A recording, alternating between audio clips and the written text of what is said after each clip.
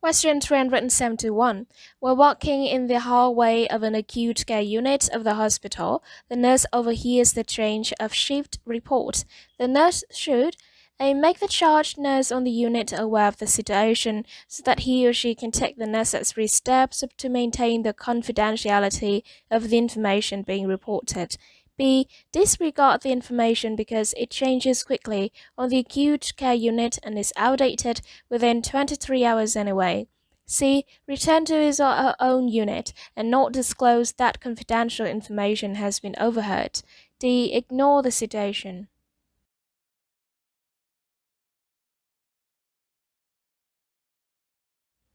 Answer A. Explanation.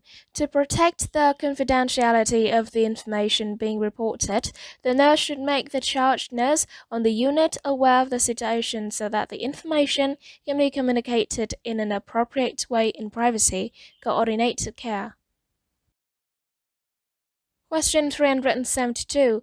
When a client has a chest drainage system in place, where should the system be placed? A. Above the client's head. B. At the client's shoulders. C. At the level of the chest. D. Below the level of the chest.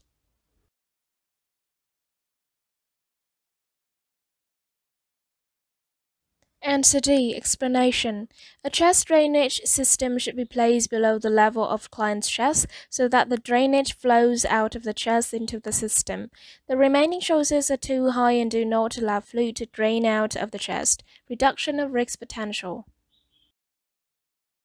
Question 373. There are many types of torts that can be committed against clients. They include all of the following except A. Assault, B. Battery, C. Negligence, D. Felony.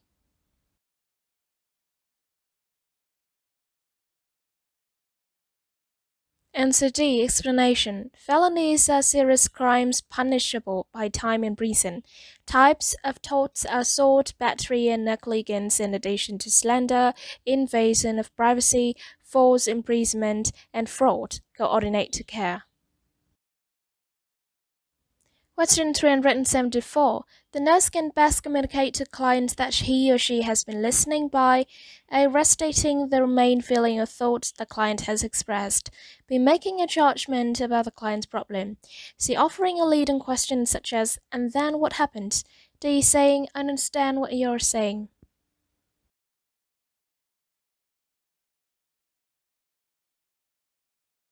Answer A. Explanation. Restating allows the client to validate the nurse's understanding of what has been communicated. It's an active listening technique. Regarding choice 2, judgment should be suspended in a nurse-client relationship. Choice 3 is incorrect because leading questions ask for more information rather than showing an understanding. Choice 4 communicates understanding, but the client has no way of measuring the understanding. Psychosocial integrity. Question 375. Referral for client education in the community can be accomplished through all of the following except A. Community agencies such as the American Heart Association, B. Parish nurses, C. Home health care agencies, D. Unlicensed massage therapist.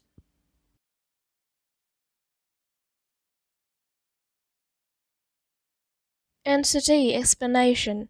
Client education should be completed by an individual or individuals with acknowledged expertise in the subject area and credentials to support activity within the healthcare community. Coordinated care. Question 376. All of the following tasks could be delegated to a nursing assistant or an unlicensed assistive personnel UAP except A. Monitoring intravenous infusion, B. Assisting client to the bathroom, C. Offering fluid intake every 12 hours, D. Monitoring and recording the amount of fluid taken.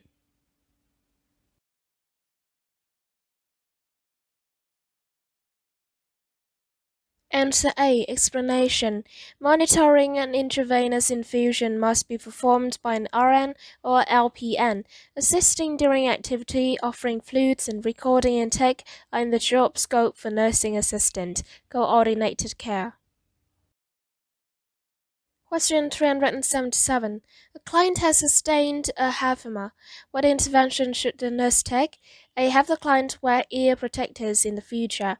B. Keep the client at bed rest, typically with the head of the bed propped up. C. Apply atropine eye drops. D. Apply an ice pack to the site of injury.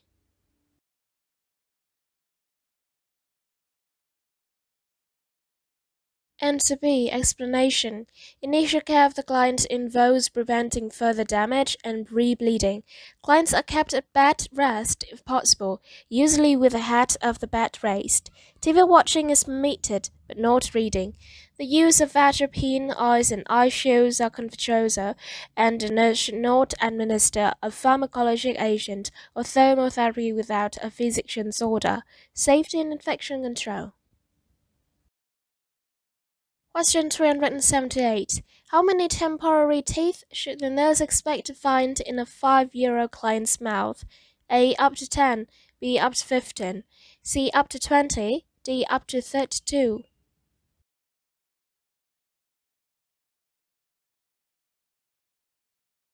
Answer C. Explanation.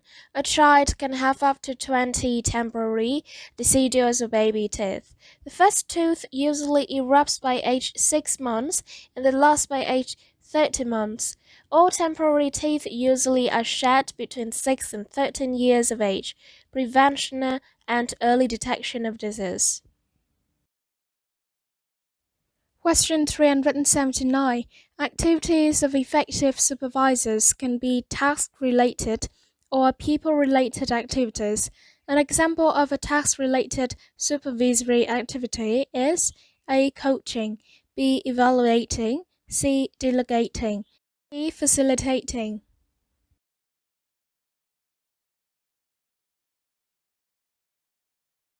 Answer C. Explanation.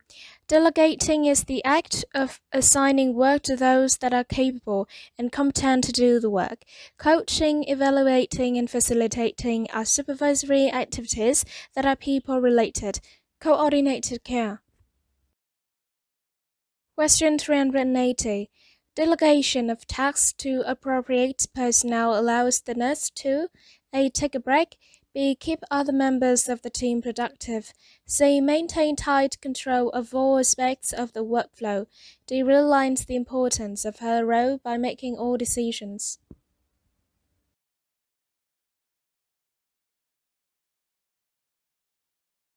Answer B. Explanation. Maintaining the productivity of all team members by delegating tasks appropriate to the job descriptions of the personnel increases work effectiveness and efficiency. Coordinated care. Thank you for watching.